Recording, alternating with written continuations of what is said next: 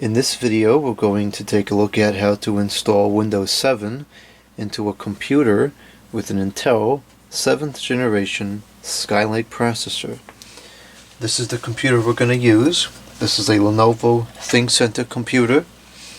It's the model M900 and it was made in July of 2016, so it's of relatively recent make, and it shipped with Windows 10.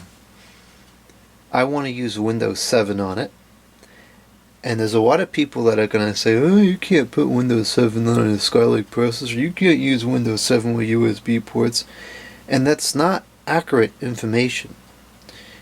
There's not a lot of documentation for the official support of it, but just because it's unsupported, it doesn't mean it doesn't work. The major issue with putting Windows 7 on a computer with a Skylake processor and USB 3 ports is that the installer, not the operating system itself, the installer does not natively support USB 3, and the installer does not natively support XHCI interface to the SATA controller. The installer only supports EHCI. Those are the issues that you're going to run into. So what happens is, when you get this to boot to the installer, if you can even get that far with the native installer, when you get to the setup window, you're going to have no mouse and keyboard because the computer, or rather the installer, doesn't know how to interface with the USB 3 controller. Now that does have some documentation available for. At some point in time, Intel themselves put out a utility that you could use to create or modify rather a Windows 7 image to have support for USB 3. I found copious amounts of articles that talked about that tool and even gave links to that tool, but that tool seems to have been taken down from the Intel website for whatever stupid reason, and I can't find it anywhere. I've spent hours researching this and I have not been able to find a copy of that tool. I also found the tool that Gigabyte puts out, which supposedly does the same thing. It's available for download. I downloaded it. I tried to run it in a number of different configurations, and I couldn't get it to work. Didn't successfully complete the modification of the ISO. I think there might have been one or two other pre-baked utilities that were supposed to be user-friendly that can do it. Tried them all. None of them worked. So what I had to do was I had to resort to the DISM tool and manually put in the drivers. Now, finding the drivers was a whole other issue in itself. Dell, in particular, is very good about legacy support of hardware, and Dell has a wonderful list of old drivers on their website for computer models that go back decades ago. And on the Dell website, I was able to find copious amounts of USB 3 controllers, drivers, for Intel motherboards. And I downloaded one for a different machine I was working on. It was a Dell 7040 computer, and I've used that driver on a couple of different motherboards that are very similar. I think the Dell had a 6700 processor, this is a 6500 processor, so it's a very similar board, and the USB 3 controller for the 7040 Optiplex works fine on this motherboard. And so what I did was I took those drivers and I put them into the Windows 7 installer I was going to use. And then I would boot to that ISO, and when I got to the installer window, I could use my mouse and keyboard because it knew how to interface with the USB 3 controllers. I'm going to go onto the computer now, and I'm going to show you how to create that ISO. Here we are at the computer. The program I'm going to be using is called Power ISO. This is not a free program. It costs about $30 for a lifetime license. For me, it was well worth the purchase. I use this program all the time, and it combines a whole bunch of different features into one piece, and it's just really great program for doing stuff like this. So the first thing we're going to do is I'm going to create a new ISO. I have connected an external hard drive to the computer, which is this one here. Of course, this drive is much bigger than what you need for this particular situation. So we're going to go to Tools, and we're going to be doing create a bootable USB drive. Now, you can do this with Rufus if you're using a flash drive. I don't use those things. I have no use for those things in my life because they're always breaking, they're slow, they're unreliable, and they're not really all that cheap. I mean, I can get used hard drives at no cost, and you can get a USB enclosure for them for a couple of dollars. It works out to be about the same as buying a flash drive. So I just use hard drives. They're faster, much more reliable. Let's select my image here. I'm going to be using Windows 7 Home Premium. And here we go, Windows 7 Home Premium x64.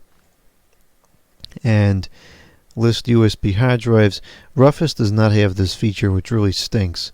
So if you're going to use a hard drive, you can't do this in Rufus. It won't work.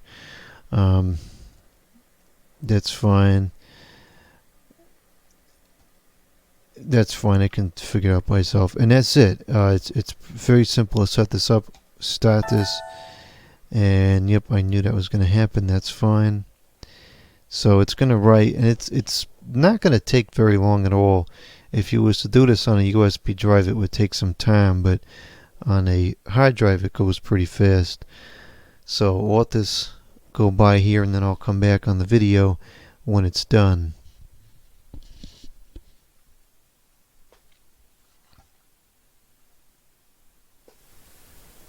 Alright, this is done now. So we have our image created, or not really an image, or installer created onto the USB drive. So now we're going to close this out. The next thing we have to do is create a mount point that we're going to use while working on the ISO. So I'm going to go into my local disk, I'll go into my user area, and we'll go into my documents. I'm going to make a new folder. We'll just call it mount. And that's good. Now we're going to go back to Power ISO. We're going to go under Tools. And this time we're going to select the DISM tool. And the first thing we're going to do in here is we're going to mount our image.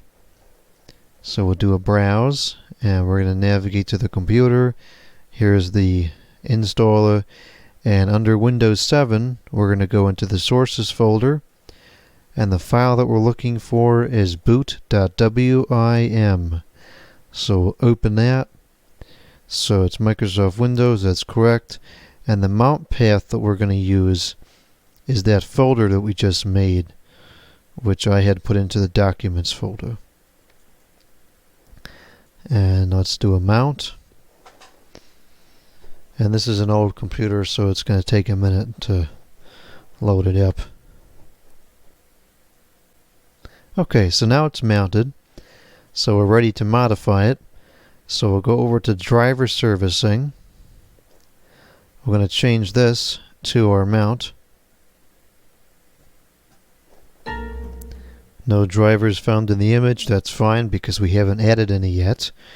So we'll do OK.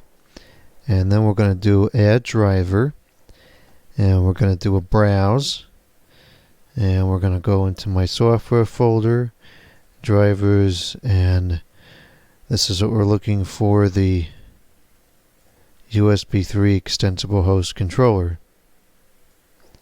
OK, and we'll do OK again, and it should go through here and pick out a number of drivers that are within that folder.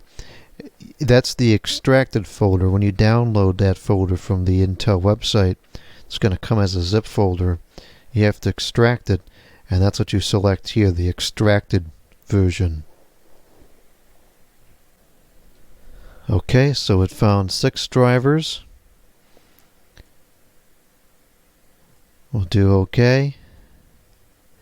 And now we're done with this segment. So we'll go back to mount to unmount. We're going to do unmount, and we're going to commit these changes to the image, and then we're going to unmount it. Okay, so that's done. Now we're going to mount another image. This time we're going to browse for the install.wim file. Open that up. And now the only difference here is that we have to make a selection from the index. These numbers here on the left correspond to the different version. This is a standard layout. If you're using the DISM tool in a command line interface style, you would use these numbers in relation to which version you want. We're using Home Premium, so we're going to select number 2.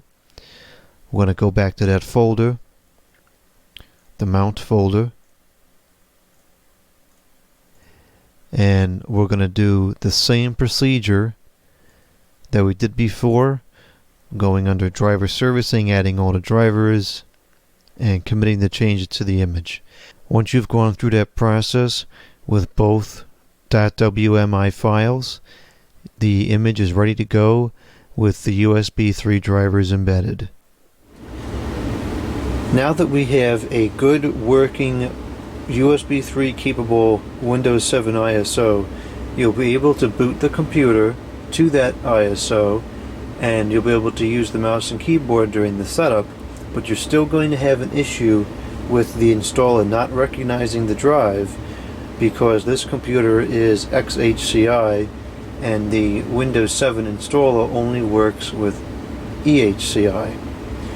So in some scenarios, like what happened with the Dell Optiplex 7040, I was able to go on their website, grab the driver for the SATA controller, and I was able to load the driver manually into the Windows 7 setup, the same way I used to do it years and years and years ago.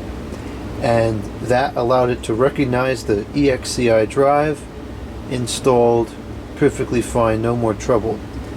This computer, I cannot find the driver. I tried a number of drivers from the Dell site, hoping maybe one of those would work, and I couldn't get anything to work. As far as I'm concerned, the driver for this just doesn't exist. So what we have to do is, there's two things that I think we can do. The second one I'm going to talk about in a minute. The first one is what we're going to do now. We're going to use another system. So the first thing we're going to do is I'm going to open this one up. I'm going to take the hard drive out, because this is the drive that I want to install it on. Undo this screw here. I'm going to take this drive out, and I'm going to put this drive into this system. Now this system natively supports Windows 7, and this is very important. It supports Windows 7, and it has USB 3. You need a system with USB 3, not exclusively USB 3. This also has USB 2. You need a system with both USB 3 and USB 2. It has to be old enough to still support Windows 7. This is an M93P. This shipped with Windows 8. It is old enough to support Windows 7 natively. So I'm going to take this drive, the one that's in here. We're going to take this one out because this one's irrelevant for the video.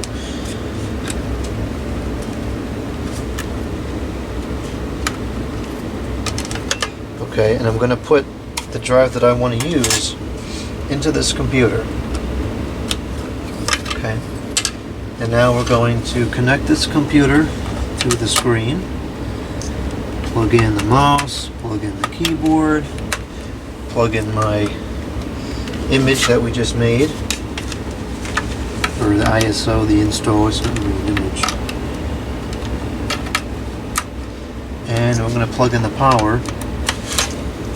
Okay, and the first thing that we're going to do is we're going to boot this machine up, and we're going to go into the BIOS, which is going to be, I didn't strike the key soon enough. We're going to strike F1 as it boots up. That'll let us go into the BIOS. And we're going to confirm that this is in legacy mode, because that's how I built the image. I'm pretty sure that you could use UEFI. I never really have had good results with it. I've never had a problem with the legacy, so I just use the legacy. It's already enabled, so we're good on that. Let's go over to exit. And didn't make any changes, so we'll discard them. Now we're going to strike F12 upon startup. That's going to bring us to our boot menu, and we're going to select the USB drive, which has the Windows installer on it. And this is going to go super fast because we're working off of a hard drive, 7200 RPM drive, connected via USB 3, installing to a flash memory. This whole installation should take, I would guess, less than 10 minutes.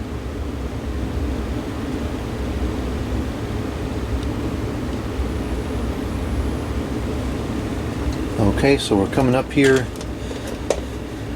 Let's go here, install now, and see the mouse is working fine, the keyboard's also working fine, and they're both plugged into the USB ports, the USB 3 ports. Everything is plugged into USB 3 right now, and it's all working perfectly fine. I'm going to do a custom. We're going to ignore disk 1 because that's where our ISO is residing.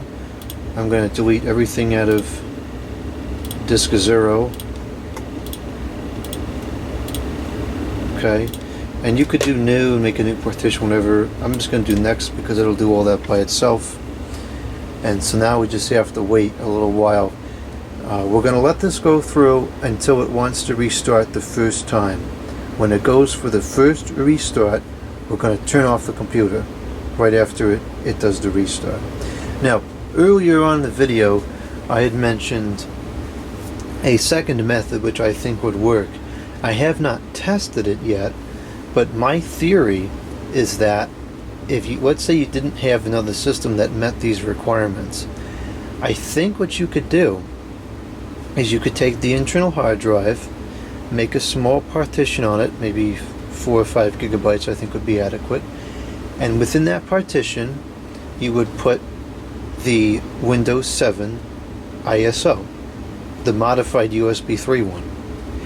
And then you would go to boot the computer, you would boot to the internal hard drive with the installer on it, and then I believe it would recognize that drive and you'd be able to install to that drive from that drive.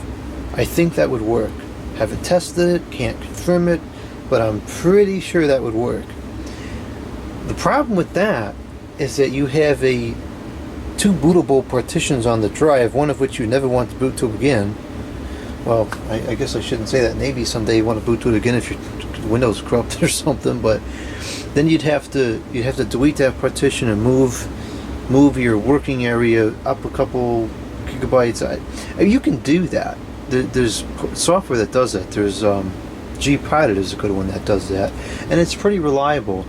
But moving around partitions and things that's one of those things I just never like doing, and I try to avoid it if possible. So I'm doing it this way because you won't have that happen with this method. But if you can't do this method, the other one very well may work. And I may try it on video just out of curiosity because I'm very intrigued as to how new this will work. This is I think we said it was a 7th generation processor. I don't know how much beyond that we can go. It's possible that it would work on newer hardware. I don't really have any new hardware. I don't typically get these machines in my possession until they're at least 5 or 6 years old. So maybe I could try it on some other machine somewhere at work or something. I mean, I don't even really like new hardware that much, so part of me doesn't really care. I'd never probably use it, but it's still interesting to see if it would work.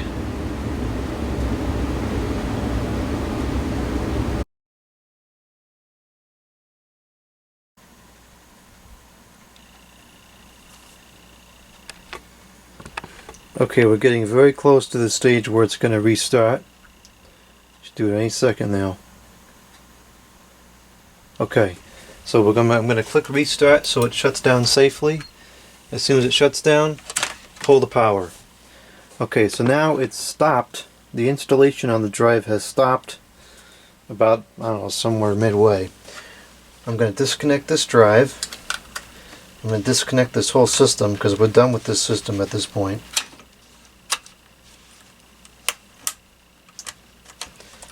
Okay, and I'm going to grab the original system we're working with. I'm going to put the drive back in here.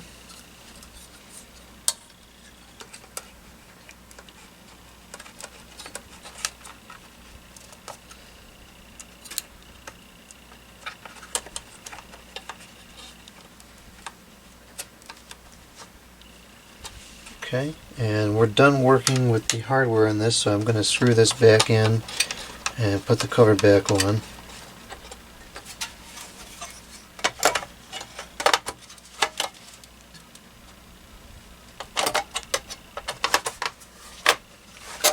Okay, and I'm going to plug everything in, except for the USB drive. We're done with the installer. Put that aside. Plug the power in, and we're going to turn this on. And it's going to complete the installation in this computer.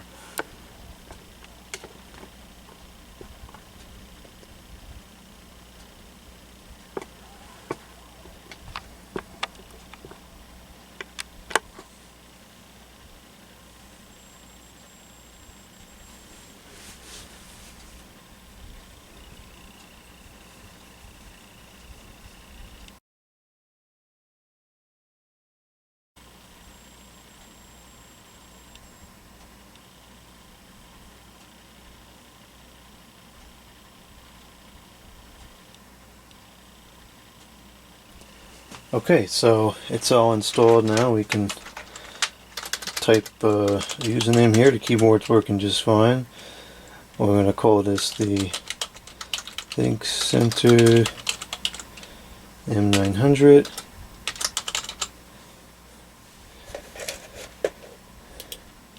And don't need a password yet. We'll deal with that later. Deal with that later too. We are in the Eastern time zone. And there we go.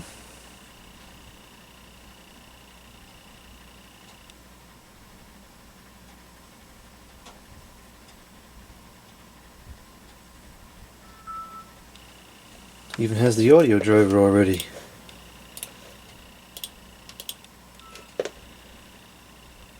Who turned it off?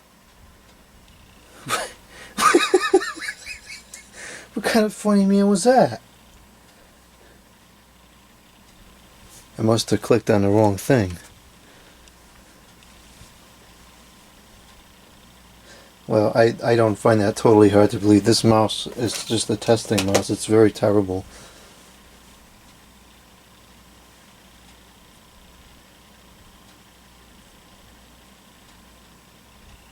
It's a very fast configuration. Yeah, the mouse probably just jumped over there and I hit it when I was trying to get the properties. Okay, so there it is. Windows 7 Home Premium running on an Intel Core i5-6500T processor. And I've used this configuration for a couple days on different machines. It's totally stable. It updates just fine. Nothing wrong with it. So that's how I figured out to install Windows 7 on a 7th generation processor. That's the highest I've tested it on thus far. I don't really have anything newer that I can test it on, but I'm very curious to know if this would work on processors newer than the 7th generation.